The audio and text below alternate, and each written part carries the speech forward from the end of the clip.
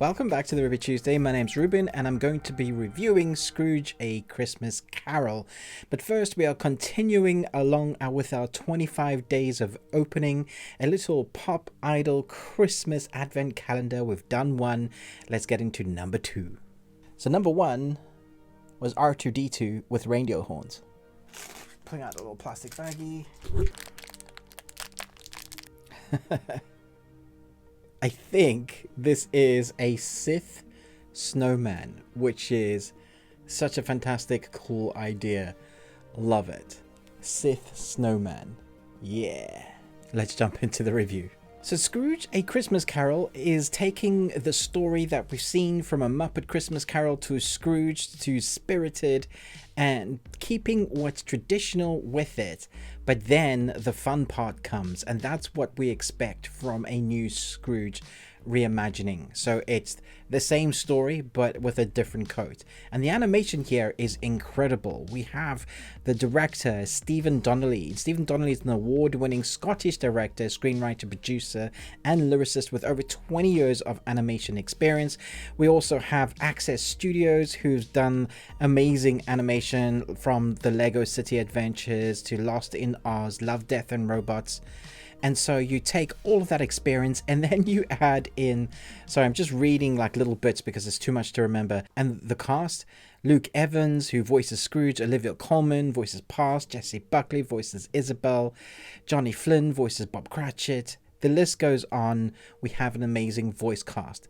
So you chuck all that into the mix and then you add the creativity of what is always my favorite part in the Scrooge, well, my second favorite part in the Scrooge story. The second being the three different types of ghost, how they are going to be represented. So here we have the past, present and future as is traditional with the Scrooge tale. But the art style here is fantastic. I was surprised by how much I really enjoyed it, because when I saw the initial stills in the trailer I wasn't sold by it, but as you get into it you realize how much depth and time the characters have. And this is especially when it comes to the ethereal nature of our characters. And if you've seen the trailer, there's a ice representation of the past, there's a flamboyantness Christmas type thing of the present, and there's a fire element of the future. Without going into major spoilerific details, these are the things you can expect, but very cool aesthetics, very pleasing and vibrant. I mean, the vibrancy of the color palette throughout this film is really interesting to watch, but during this the meetups of these three characters is where I had like my highs. One of my lows is, again, it's very musical heavy. I think that's one of the things that I took away from Spirited. I didn't want as many, but sometimes you go into this knowing that there's going to be musical numbers. I think we could have done without two. There were two songs that made me go, I think we could just move on with the story here. We didn't need this extra song. But I know some people will love it. It also comes from very talented writers and singers.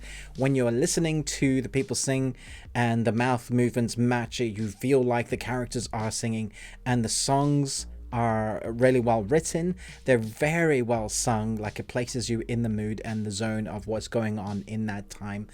It's very odd to me that we've had two Scrooge movies in like come out at the same time.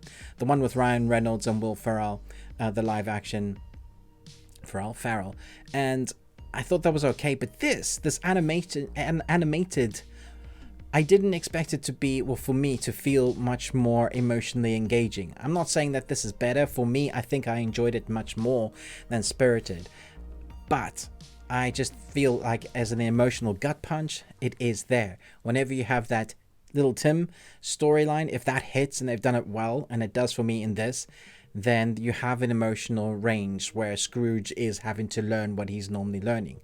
It's also quite funny, but there's another little emotional engaging moment, and that is the dog that is different from all the others I've seen. The dog is kind of the add-on that brings levity or a lightness to the really dark character of Scrooge, and so you add that in and it helps add to the levity of what's going on and around. It doesn't detract from what Scrooge is learning, but does add a nice little flamboyant nature to that character, and I think it was a much needed bit, and it really worked. It was an add-on rather than a detraction.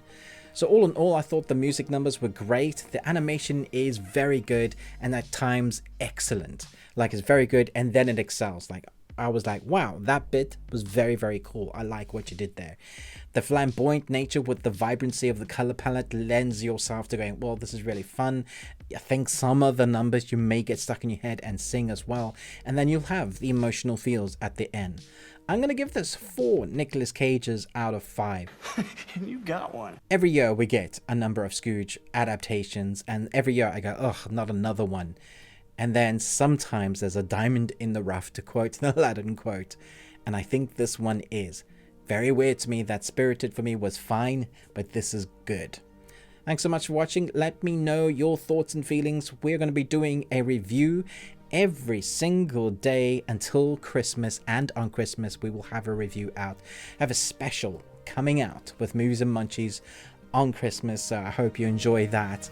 But I hope you enjoy the advent calendar as well. I'm going to add them, check them out around the set. But for now, thanks so much for watching. Most of all, until next time, remember, live long and Tuesday.